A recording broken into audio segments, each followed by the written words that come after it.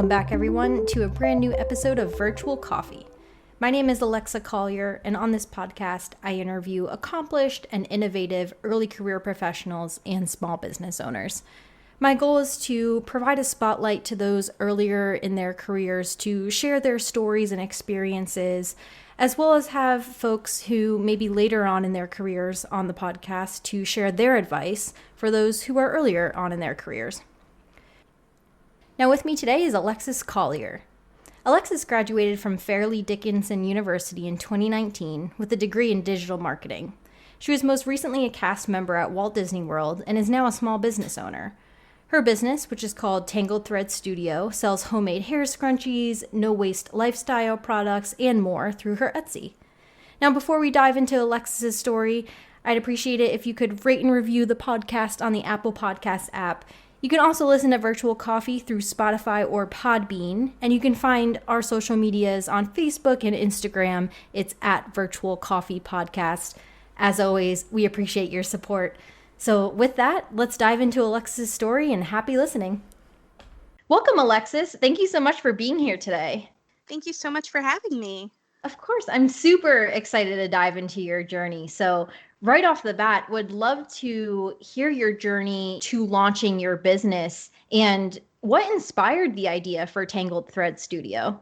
Absolutely. So back in late 2018, early 2019, I started teaching myself how to sew.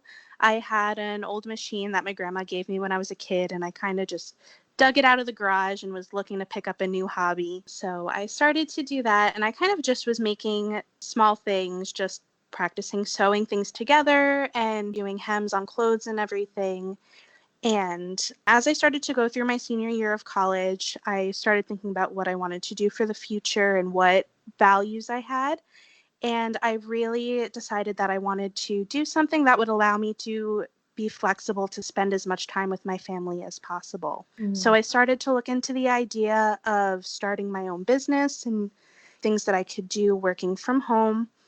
And originally, after I graduated college, I accepted a position with Disney doing the Disney College program. I did that starting in August of 2019. And then to make a little extra money on the side, I launched Tangled Thread Studio in September of 2019. I was only doing that part-time because I had full availability for Disney. So it was just kind of something that I was doing to have a little extra pocket change. And then come March, I was still working for Disney. Unfortunately, because of COVID-19, they suspended the college program, so I lost my job with Disney. I was absolutely heartbroken, but I very quickly kind of turned gears around, and I started working hard on my Etsy shop, and I, like many other people, started to create masks. I did over 500 sales with masks. Wow. Over the last 2.5 months. I started really just going hard and working on putting up new product and fixing up the old listings that I had. And now for about 3 months, I've been doing Tangled Thread Studio full time. I would eventually like to go back to working at Disney part-time just because I did love it so much, but I am working full-time now on my own business, and I am absolutely happy doing it. Wow. I mean, what an incredible way to take a negative event of, Disney having to suspend their program and diving into this hobby that you had and creating an entire business out of it. That's incredible. I mean, what a way to take a situation and turn it into something positive. Yeah, it definitely was a lot. And like I said, it was a definite downtime. And then it was actually a family member that kind of got underneath me, and she was like, hey, here's all the resources you need to start doing masks and helping people and, making your business better. And I kind of just took it and ran full speed with it. I was really thankful that that person gave me the little kick that I needed to get going. Yep. And gave you the support just Exactly. right off the bat. Yeah, no, that's awesome. And can you describe the products you sell to those listening? I know you mentioned masks. What other products do you sell? Sure. So I do a bunch of different accessories products. So the main one I do is hair scrunchies because they're totally coming back from the 90s. Yes. So I have a bunch of different hair scrunchies in my shop. One product that I didn't expect to gain a lot of traction but has become my best seller is keychains that have a little pocket in them that you could hold chapstick. I started making them just as a free gift to send out with purchases, and they were so popular, and they now have become a bestseller in my shop. So I make keychains, lanyards. I have eco-friendly products. So I do coffee sleeves, so you don't have to use the cardboard ones that you get from like Starbucks or wherever you get your coffee. I have reusable cotton rounds that you can use to remove your makeup instead of using the disposable wipes or the disposable ones. So I have a pretty wide variety of products, but it's all targeted towards having a more eco-friendly lifestyle, but also having cute accessories that are versatile for all kinds of different environments. Awesome. Yeah, I saw that the chapstick holder. Oh my gosh, it's so cute. I Thank love you. it. It's so awesome. And I love that, making cute products and using your hobby of sewing, but also having that mission of producing eco-friendly products and just having that deeper mission for your business. I think that's Definitely. a great balance. So, diving a little bit back to the logistics of launching your business, I'm Mhm. curious what resources helped you. Did your digital marketing degree really come in handy then? I know you mentioned you had family support. Just what other resources helped you and are still helping you be successful in your business? Absolutely. My digital marketing degree definitely had a lot of, it gave me a lot of leverage in starting my business and knowing just how to get myself out there and get myself seen, especially in the product category that I'm in with scrunchies and hair accessories. It's an extremely saturated market. So having that understanding of how search engine optimization works and knowing what keywords to use to get my products out there and seen, I have a lot of background knowledge on that from my degree. So I'm really thankful for that. I also have graphic design and advertising minors. So that was really helpful because I was able to save a little bit of money in my startup costs by creating all of my own branding and packaging. I designed my business cards myself, so that helped. And then as far as outside resources for what I used, there is one YouTube channel in particular that I kind of binge watched as I was setting up my brand. It's a creator called Lauren Thurmond. She has a really great vlog series on how to start your Etsy brand and how to, once you're established, how to get everything set up and make sure that everything is kind of the best it can be. And it's a really great resource for anyone at any point of the stage when you're setting up a shop. I really recommend her. Of course, any channels in your product category that you're selling to help you become better at it. There's also Etsy seller Facebook communities that I joined that were a super big help because one, it's a way to get your shop out there and kind of promote yourself. And two, it's a really great way to figure out what mistakes you're going to make before you make them. You can learn from other people and see what they're doing so that way you can adjust whatever you need to adjust before it becomes a problem. I love that advice. I think that's so important and really well stated to learn from others, learn from the free resources out there like YouTube, blog series, blogs, etc. As well as, of course, you had your academic background as well, which is a Mhm. great accelerator. But learn from these resources so that you can fix your mistakes before they happen. I love that. I think that's a beautiful mindset to have, especially as you're launching your own business. Absolutely. And if you're looking at it from a business perspective, it can save you a lot of money in the long run too, because Mhm. there's so many times where I see people have to, send out a new product or replace something that if they had just fixed their way that they packaged something, or if they had spell checked before they sent it out, you know, Right. they could have saved a lot of money and time. And looking at these other people and the mistakes that they make, it makes me more aware and more diligent in checking everything before I put that final seal on the envelope to send it out to the customer. Right. Yeah, that's a good point too, because mistakes can end up in monetary value or Absolutely. customer satisfaction, two very important things when launching a business. Absolutely. And we're all human, we're all going to make Yep. mistakes, but if you can minimize them, it really Right. is a big help. Exactly. No, that's a great point. Now, I'm curious if your experience at Walt Disney, I know they did have to suspend their program, but the time you did Mhm. have there, did that influence your passion for Tangled Thread Studio at all? I know some of your products are Disney themed, so I'm assuming in that way it did. But just curious what you learned from your time at Walt Disney World and how that has impacted your business. Two things I really picked up from my time at Disney was customer experience and maintaining a brand image. So those are two things that Disney is absolutely best known for, is creating a good guest experience and having a very, very strong brand image. And those are two things that throughout my education and my work experience, those are things that have always stood out to me with the companies that I'm working for, is how do they treat their guests and how do they portray their brand? And those were two really important things to me when I was setting up my business. So I kind of adapted Disney's business model to make sure that I anticipate what my customers are going to want before they even want it. So a good example of that is there was one time I had an order that needed to go out, and somewhere between my car and the post office, their order had slipped underneath my passenger seat, and it was like 3 days after it was supposed to be delivered Hmm. that I found it. So before the customer could even realize it was missing, I jumped on Etsy, I refunded them their shipping cost.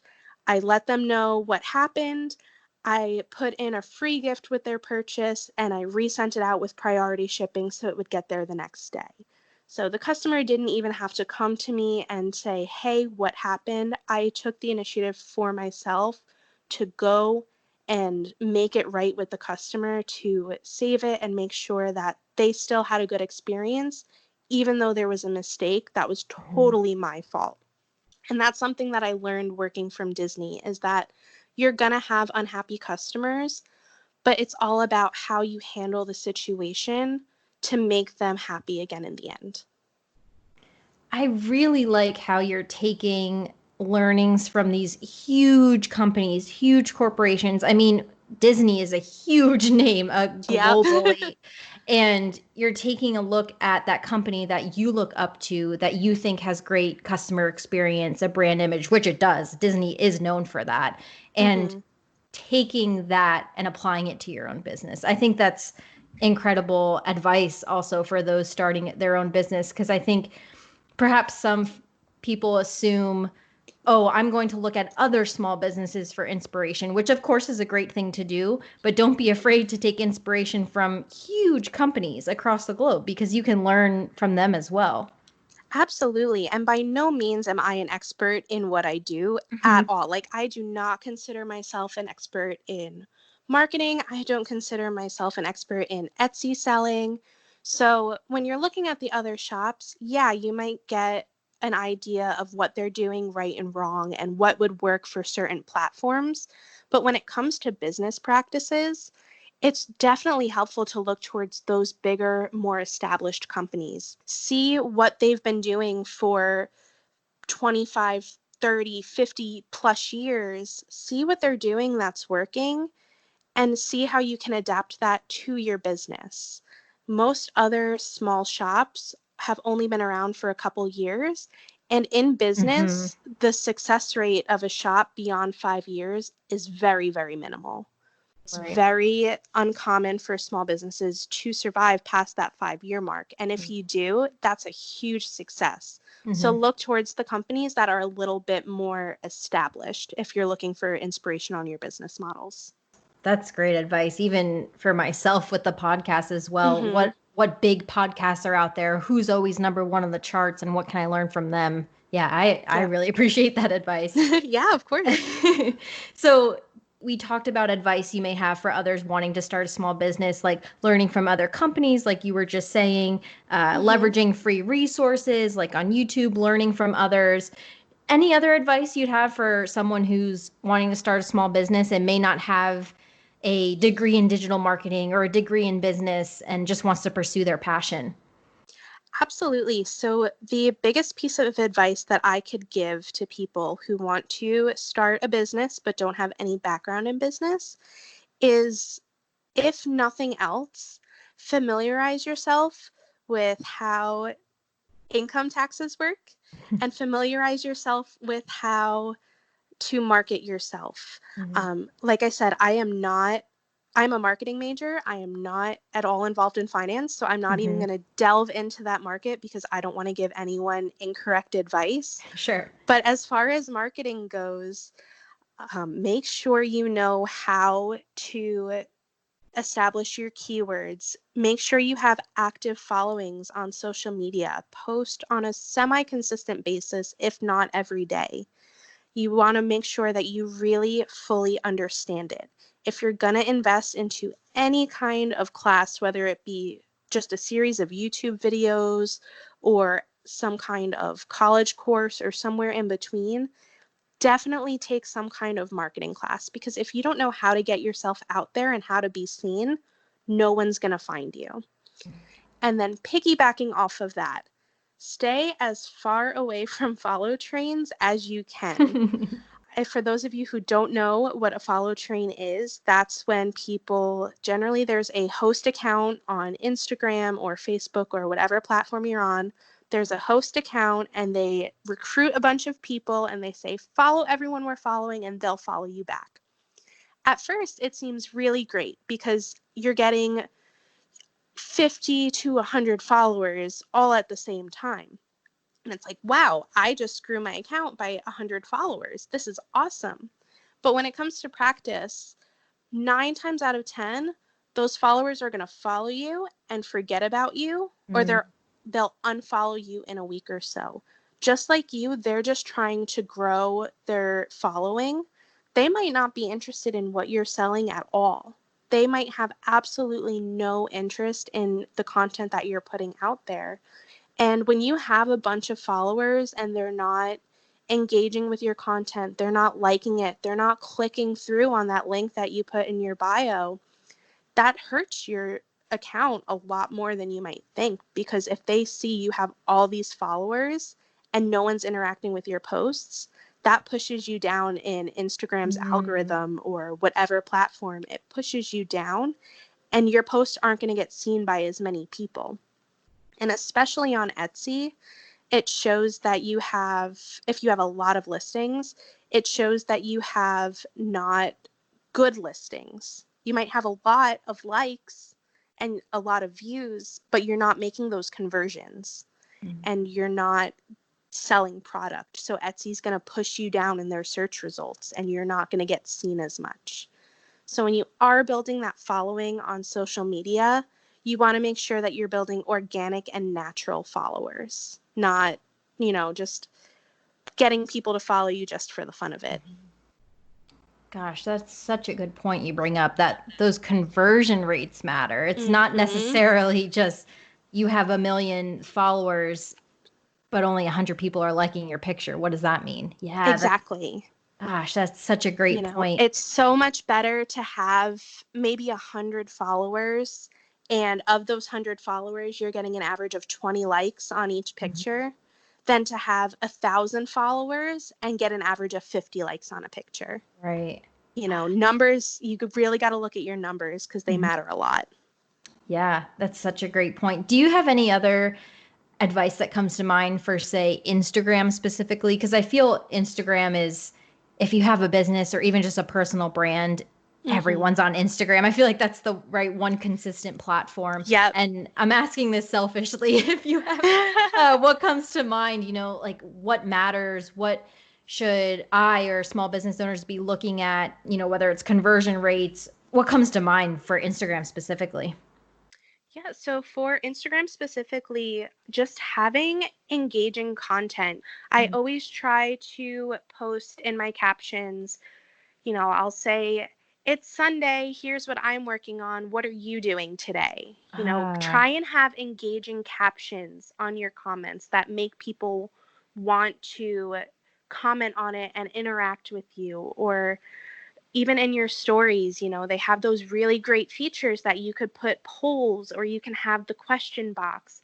Post those and get your audience engaging with you, because the more you do to get them to engage, the more they're going to do it naturally. Mm-hmm. So, and then you've seen on Instagram, when you post a caption, if it's long, it truncates after a while and you have to click on see more.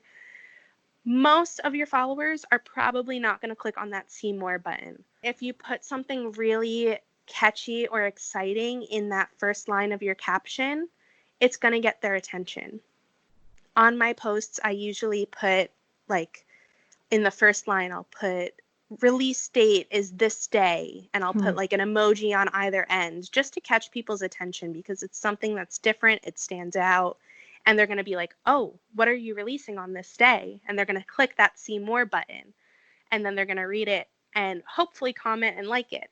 So you want to do things that are encouraging your followers to interact with you, not just posting, hey, check this out, thanks, bye.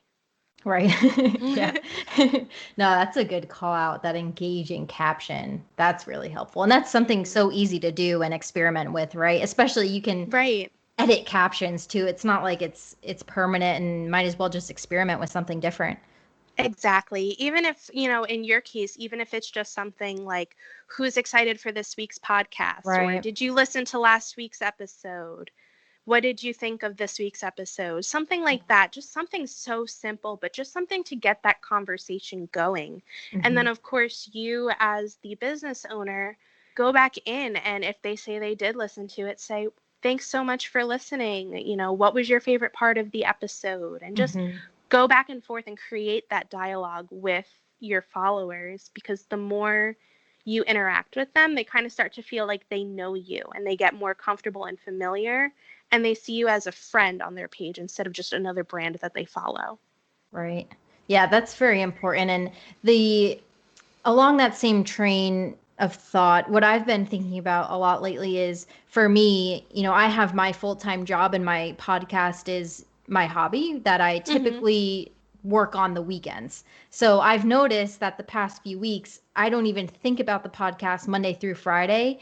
And that means my Instagram's sitting dull, right? Like I have no engagement with my users. So my question for you is, based on your experience, what are your top 3 best practices for balancing work life and your passions? And how do you, because I feel I could work on the podcast 24/7 if I wanted to. And I'm sure you feel the same about Tangled Thread Studio. So yeah, curious what you've learned, how to balance all that. So my top 3 best practices, I would say the first one is, if your business is your primary source of income, treat it like a full-time job, meaning set business hours for yourself.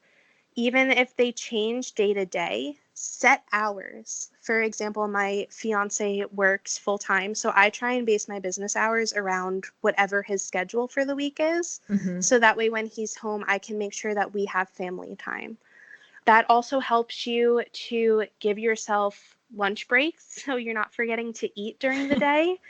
It gives you days off, so you're not just running yourself ragged and everything. And then for your case, where it's a hobby, you could definitely do it the same way, even if it's just an hour while you're sitting watching TV. It's so easy to just put something up real quick on Instagram, scroll through, interact on posts and everything. It's so easy to do, just even if you dedicate half an hour to an hour a day. Definitely make sure that you set hours for yourself so that you're not just running yourself ragged over everything. The second one is, make sure you designate time for your passions and use your found time, especially if it's something that you're doing from home. So my average commute to work, I spent an hour a day commuting. So now that I'm working from home on my business, I have an extra hour every day to do whatever I want to do with. Usually I'll do that to work out, read a book, all the things that I said I didn't have time for before. Now I have time to do. So just find lost time and fill it with things that make you happy, instead of adding on to your work day, because you wouldn't have been working during that time anyway. So why deny yourself the things that make you happy? Even though your job should make you happy, it's still work. Right. Yeah, I know what you mean. And then my last point, I think, would be to create a daily agenda. So every day, the last 15 to 20 minutes of my workday, I'll set up what the next day looks like. And that really helps me to kind of stay on task and make sure that I'm just doing everything that I need to be doing and making the most of my time. So I don't have to put in 12-hour days. I can just work my 8-hour work shift and then I'm good to go. It really helps that I know, all right, on Monday, I'm going to go in and update all of the descriptions for my scrunchies. And then on Tuesday, I'm going to start sewing new products. And then on Wednesday, I'm going to do product photography and start editing. And just having an outline of what your next day is going to look like, it really helps you to find that work-life balance because you know you have a set list of things to get done and you know what exactly needs to be done with that for the day. And after that, you can just do whatever, go out with your family or friends or whatever you had planned for the rest of the day. Excellent advice. Thank you for sharing that. I love this theme of time as well. So setting business hours, finding lost time. I love that phrase. I love how you said that. That's something to just keep in mind. Find lost time. I love that. And especially with quarantine and everything shutting down, it's like, all right, now there's no excuse. I have time to do all of these things that I said I was going to do. And kind of being forced to be in the house made me realize really how ineffectively I was using my time. And it really helped me to kind of set up a stronger business model for myself. I also really relate to how you were saying your commute used to be an hour because mine as well. And it is wild. I'm not sure how I'm going to go back when we go back to the office because it's like I can, start at 7 now as opposed to leaving the house at 7 and be done at 4:30ish. And then I'm home. I don't need to wait an hour till 6 to arrive at my house. It's crazy. Yep, it's great. Yep, exactly. No, I just really related when you said that.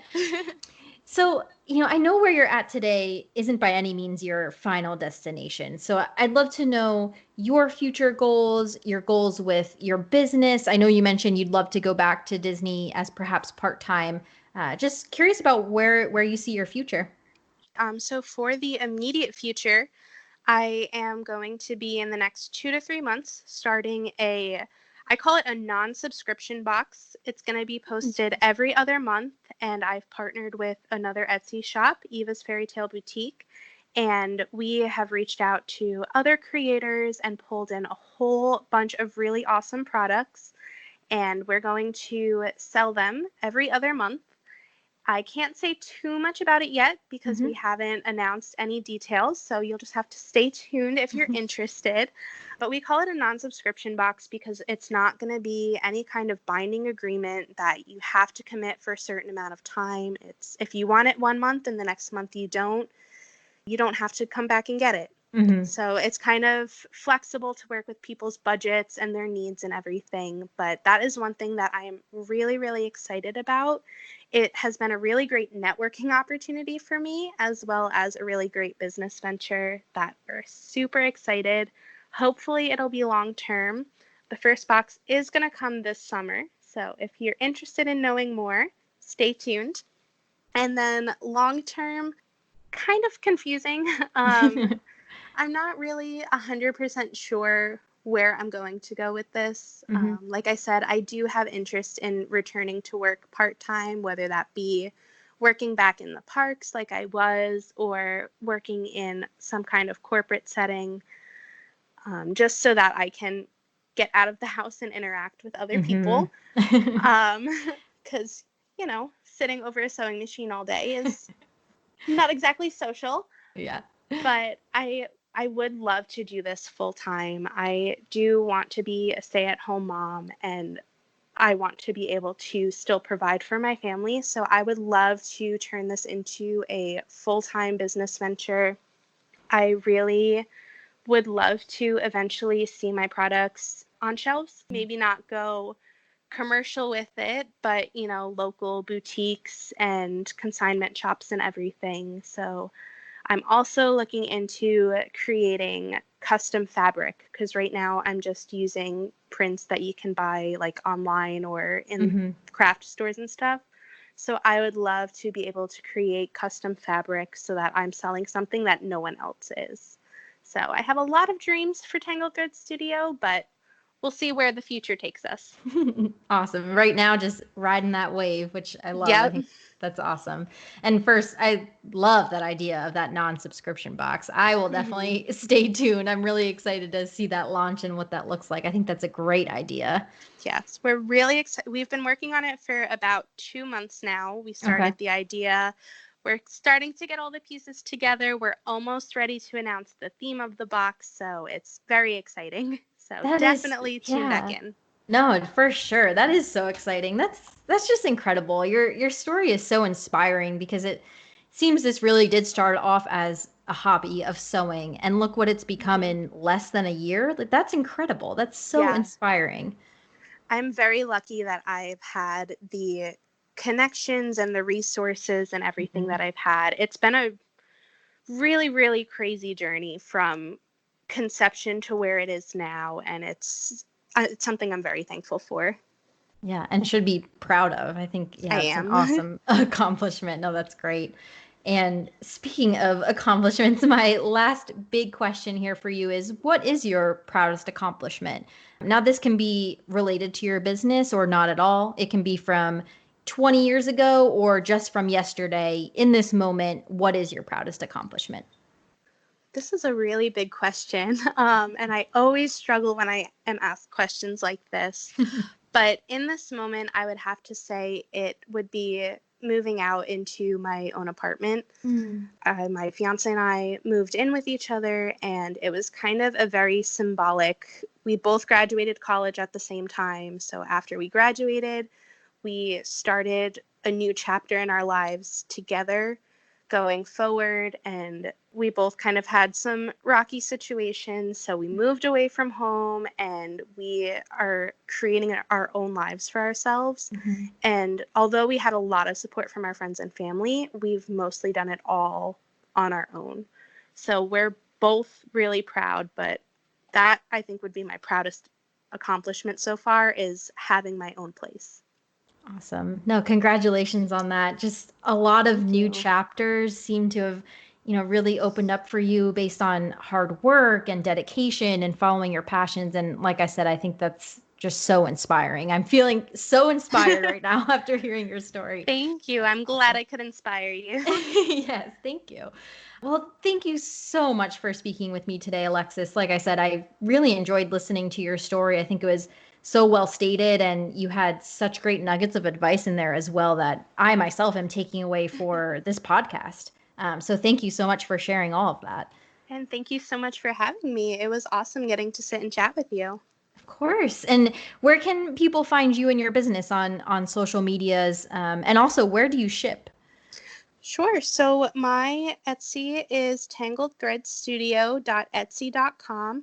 Currently, we ship within the United States. I've been toying with the idea of shipping internationally, but I would have to see if the shipping cost would be worth the cost of the item, because I don't want it to be super crazy. So currently, we are US only through Etsy.